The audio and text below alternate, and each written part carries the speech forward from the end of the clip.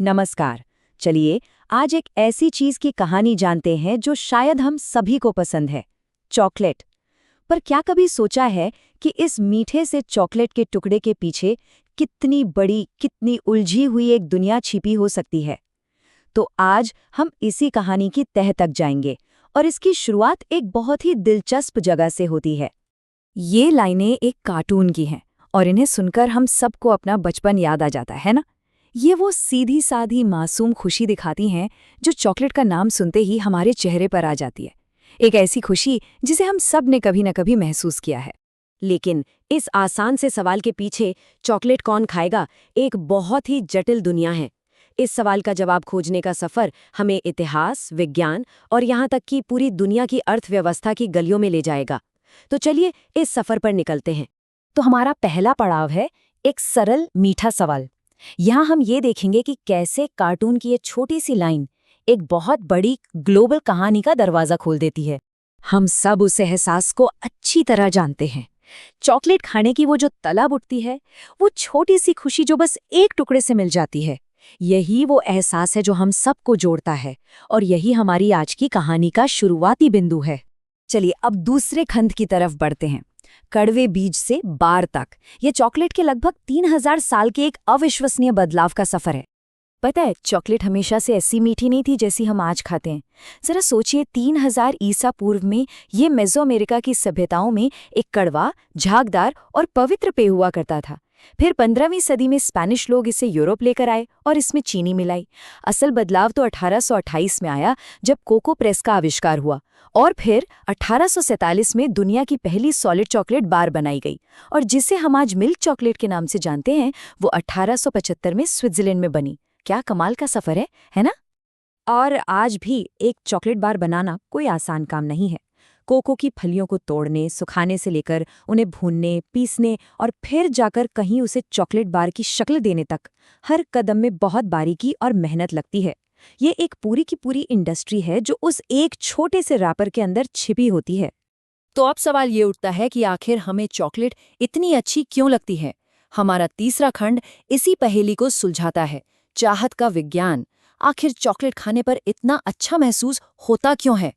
इसकी एक बड़ी वजह है थियोब्रोमीन। ये कोको में पाया जाने वाला एक नेचुरल स्टिमुलेंट है जो कैफीन का ही एक रिश्तेदार समझ लीजिए। ये हमारे शरीर को हल्की सी एनर्जी देता है और हमारा मूड भी अच्छा कर सकता है। तो अगली बार जब चॉकलेट खाकर थोड़ा बेहतर महसूस हो तो शायद थियोब्रोमीन का कमाल हो। लेकिन बात सिर्फ थियोब्रोमीन की नहीं है। चॉकलेट का जो जादू है वो असल में कई चीज़ों का एक परफेक्ट कॉकटेल है। एक तो इसका मेल्टिंग पॉइंट जो हमारे शरीर के तापमान से जरा सा कम है, इसीलिए तो ये मुंह में रखते ही घुल जाती है। फिर है इसका स्वाद जिसमें 600 से भी ज्यादा तरह के फ्लेवर कंपाउंड्स होते हैं। और तो और ये हमारे दिमाग में एनंडामाइड जैसे फील गुड केमिकल्स भी रिलीज करती है। और इन सब के ऊपर एक ट्रीट या इनाम वाली साइकोलॉजिकल फीलिंग तो है ही। ये सब मिलकर चॉकलेट को इतना लाजवाब बनाते हैं। चलिए अब कहानी के एक और गहरे और शायद थोड़े उलझे हुए हिस्से में चलते हैं। खंड 4, चॉकलेट की जटिल कहानी, एक ग्लोबल कमोडिटी की आज की हकीकत। ये चार्ट देखिए, ये साफ दिखाता है कि दुनिया की ज्यादातर चॉकलेट सिर्फ कुछ ही देशों से आती है। कोटे डाइवर, घाना और इक्वाडोर ये कोको के सबसे बड़े उत्पादक हैं। मतलब बहुत मुमकिन है कि हमारे हाथ में जो चॉकलेट है उसका सफर इन देशों के किसी खेत से ही शुरू हुआ हो। और यहीं पर कहानी थोड़ी और पेचीदा हो जाती है। कोको की खेती के दो मुख्य मॉडल हैं। एक है पारंपरिक खेती जिसका सारा ध्यान ज्यादा से ज्यादा पैदावार पर होता है और कीमतें ग्लोबल मार्केट तय करता है। वहीं दूसरी तरफ है फेयर ट्रेड खेती जिसमें सस्टेनेबिलिटी पर जोर दिया जाता है। किसानों को एक न्यूनतम कीमत की गारंटी मिलती है और बाल मजदूरी जैसी चीजों पर सख्त रोक होती है। ये दोनों मॉडल हमें चॉकलेट उत्पादन के पीछे की सामाजिक और आर्थिक सच्चाइयों से रूबरू कराते हैं। तो अब हम आते हैं अपने आखिरी खंड पर, एक अधिक सचेत टुकड़ा। यहाँ हम ये देखेंगे कि कैसे चॉकलेट के एक छोटे से टुकड़े में ये पूरी कहानी समाई हुई है। और इसी के साथ हम वापस उसी शुरुआती सवाल पर आ गए हैं, चॉकलेट कौन कौन खाएगा। लेकिन इतनी सारी बातें जानने के बाद अब ये सवाल उतना सीधा नहीं लगता, है ना? क्योंकि इसका जवाब अब बहुत बड़ा हो चुका है। इस कहानी में सिर्फ चॉकलेट खाने वाला ही शामिल नहीं है। इसमें वो फैक्ट्री वर्कर भी है जिसने बार को पैक किया, वो किसान भी है जिसने कोको की फली तोड़ी, वो साइंटिस्ट भी है जो इसकी केमिस्ट्री को समझता है, और वो प्राचीन लोग भी हैं जिन्होंने हजारों साल पहले इसकी ताकत को पहचाना था।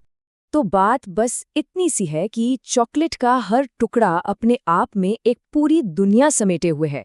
इसमें इतिहास है, विज्ञान है, बहुत सारी मेहनत है और हमारे चुनाव भी हैं। तो अगली बार जब कोई चॉकलेट का एक टुकड़ा उठाए तो एक पल के लिए रुक कर सोचिएगा जरूर कि जो टुकड़ा वो खाने जा रहे हैं उसकी कहानी क्या है।